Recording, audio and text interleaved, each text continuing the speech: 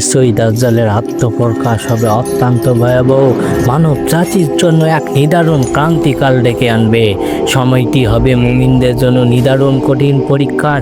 এ জাতীয় ফিতনার আত্মপ্রকাশের ক্ষেত্রে আল্লাহ তাআলার নীতি হলো এর পূর্বে কতিপয় নিদর্শন প্রকাশ করা। প্রিয় দর্শক, সেই দাজ্জালের আবির্ভাবের নিদর্শনগুলো আজকের ভিডিওর মাধ্যমে জানার চেষ্টা করা হবে। তাই প্রিয় দর্শক, আমাদের চ্যানেলটিকে যারা সাবস্ক্রাইব করেননি তাদেরকে সাবস্ক্রাইব করার জন্য অনুরোধ করা হলো, আর ভিডিওটি বেশি বেশি শেয়ার করার জন্য অনুরোধ রইল। প্রিয় দর্শক, আজকের ভিডিওর মাধ্যমে আমরা দাজ্জালের আবির্ভাবের কিছু নিদর্শন সম্পর্কে জানবো ইনশাআল্লাহ। দাজ্জাল আবির্ভাবের প্রথম নিদর্শন হলো নবুয়তের দাবি করা। দাজ্জালের আগমনের পূর্বে কতিপয় ব্যক্তি নবুয়তের দাবি করবে, তারা নিজেদেরকে প্রেরিত নবী বলে দাবি করবে।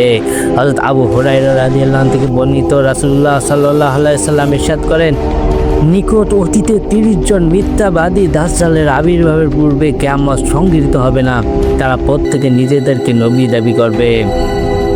কিছুদিন পূর্বে ইয়ামানে এক ব্যক্তি নিজেকে নবী বলে দাবি করেছে। তার পূর্বে আরও বহু সংখ্যক লোক নিজেদেরকে নবী বলে দাবি করেছে। এ থেকে প্রতীয়মান হয় যে দাজ্জালের আবির্ভাবের আগে অবশ্যই এই মিথ্যা ভণ্ড নবীরগুলো আবির্ভাব হবে, এবং কিছু কিছু ক্ষেত্রে সে আবির্ভাব এ যাবত হয়ে গেছে ইনশাআল্লাহ। প্রিয় দর্শক, এখন আমরা জানবো দাজ্জাল আবির্ভাবের দ্বিতীয় নিদর্শন কি। দাজ্জালের আবির্ভাবের আরও একটি শক্তিশালী নিদর্শন হলো কুস্তুনতুনিয়া বিজয়। দাজ্জালের আবির্ভাবের পূর্বে মুসলমানগণ কুস্তুনতুনিয়া বিজয় করবে। হযরত মুয়াজ ইবনে জাবাল রাদিয়াল্লাহু আনহু থেকে বর্ণিত, রাসূলুল্লাহ সাল্লাল্লাহু আলাইহি সাল্লাম বলেন, বড় হত্যাকাণ্ড, কুস্তুনতুনিয়া বিজয় এবং দাজ্জালের আবির্ভাব এই সব কিছু মাত্র 7 মাসে সংঘটিত হবে। এ থেকেও প্রতীয়মান হয় যে কুস্তুনতুনিয়া বিজয়ের সন্ধিক্ষণে দাজ্জাল যে আগমন হচ্ছে এ থেকে বোঝা যাবে। দাজ্জালের আবির্ভাবের তৃতীয় নিদর্শন হলো অবস্থার ব্যাপক পরিবর্তন এবং বস্তু ও সময়ের অদল বদল। দাজ্জালের আবির্ভাবের পূর্বে পৃথিবীর স্বাভাবিক অবস্থায় ব্যাপক পরিবর্তন ঘটবে। বিভিন্ন বস্তুর রূপ, আকার, আকৃতি পাল্টে যাবে। হযরত আবু হুরায়রা রাদিয়াল্লাহু আনহু থেকে বর্ণিত, রাসূলুল্লাহ সাল্লাল্লাহু আলাইহি সাল্লাম বলেছেন, অচিরেই এমন কিছু ধোঁকার বছর আসবে যখন সত্যকে মিথ্যা আর মিথ্যাকে সত্য বানানো হবে। বিশ্বাসঘাতককে বিশ্বস্ত আর বিশ্বস্তকে বিশ্বাসঘাতক মনে করা হবে। তখন রুয়াই বুঝা কথা বলবে। সাহাবায়ে কেরাম জিজ্ঞাসা করলেন, রুয়াই বুঝা কে? উত্তরে রাসূলুল্লাহ সাল্লাল্লাহু আলাইহি সাল্লাম বলেন, পাপিষ্ঠ ব্যক্তিরা জনগণের কল্যাণের ব্যাপারে কথা বলবে। এটি উল্লিখিত হয়েছে সুনানে তিরমিজি, মুসনাদে আহমদ 1332 নম্বর হাদিস। দাজ্জালের আগমনে আরেকটি ভয়াবহ নিদর্শন, চতুর্থ নিদর্শন হলো দাজ্জালের আবির্ভাবের সময় পৃথিবী জুড়ে ক্ষুধা, দুর্ভিক্ষ ও অভাব দেখা দেবে।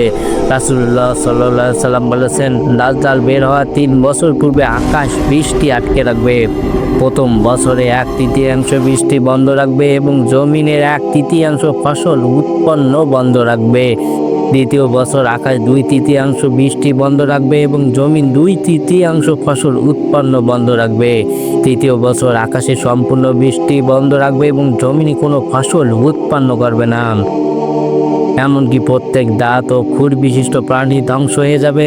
তারা বড় ফিতনার আরেকটি হলো, সে এক বেদুইনকে বলবে, তোমার কি অভিমত? আমি যদি তোমার মৃত উটকে বড় স্তন লম্বা খুঁজ বিশিষ্ট করে তোমার জন্য জীবিত করে দেই, তাহলে কি তুমি আমাকে প্রভু বলে মেনে নেবে? তখন লোকটি বলবে, হ্যাঁ। তারপর শয়তান তার জন্য ওই উটের আকৃতি ধারণ করবে। এ দেখে সে দাজ্জালের অনুসারী হয়ে যাবে।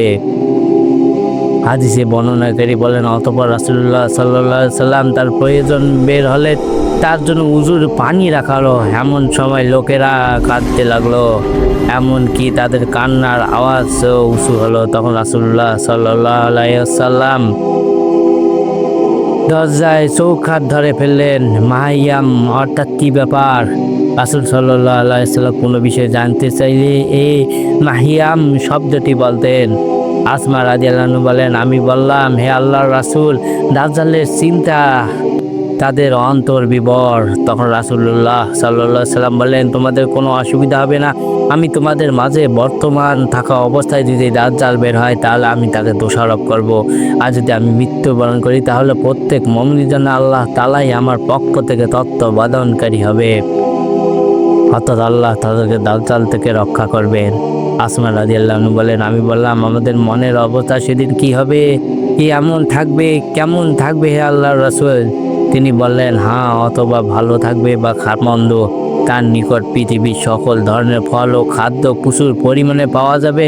আসমা রাদিয়াল্লাহু আনহা বলেন, আল্লাহর শপথ, আমার পরিবার বর্গ তাদের খামির বানাতে থাকবে, কিন্তু উপযুক্ত হওয়ার পূর্বেই আমরা আর ক্ষুধার ফিতনায় পড়ার আশঙ্কা করছি। সেদিন মুমিনরা কি খাদ্য নিয়ে নিজেদের প্রয়োজন পূরণ করবে? তিনি বললেন, তারা ক্ষুধা নিবারণ করবে যেভাবে আকাশের বাসিন্দারা নিবারণ করে থাকে। আসমা রাদিয়াল্লাহু আনহা বলেন, হে আল্লাহর রাসূল, আমরা জানি যে ফেরেশতারা খাদ্য পানীয় গ্রহণ করে না। তিনি বলেন, বরং তারা তাসবিহ ও তাকদীস পাঠ করতে থাকে, আর এটাই সেদিন মুমিনদের খাদ্য পানীয়। সুতরাং যারা আমার মসজিদে উপস্থিত রয়েছে এবং আমার কথা শুনেছে, প্রত্যেক উপস্থিত ব্যক্তি যেন অনুপস্থিত ব্যক্তির নিকট আমার কথাগুলো পৌঁছে দেয়। জেনে রাখো, আল্লাহ দোষমুক্ত, তিনি অন্ধ নন। আর দাজ্জাল হলো অন্ধ, তার চোখ থাকবে মিশানো, দুই চোখের মাঝে লেখা থাকবে কাফের। প্রত্যেক অক্ষর ও নিরক্ষর মুমিন তা পাঠ করবে। প্রিয় দর্শক, এই আলামতগুলো অবশ্যই দাজ্জাল আসার ঠিক কিছু আগ মুহূর্তেই সংঘটিত হবে ইনশাআল্লাহ। এই নিদর্শনগুলো যখন পৃথিবীতে সংঘটিত হয়ে যাবে, তখনই সবাইকে নিশ্চিত থাকতে হবে যে দাজ্জালের আগমন সন্ধিক্ষণে, এবং দাজ্জাল পৃথিবীতে ফিতনার জন্য দুনিয়ায় আগমন করবে। প্রিয় দর্শক, আজকের ভিডিওটি এই পর্যন্ত। পরবর্তী ভিডিও দেখার জন্য এবং দাজ্জাল সম্পর্কে আরও অনেক কিছু তথ্য জানার জন্য আমন্ত্রণ রেখে আজকের ভিডিও এই পর্যন্ত।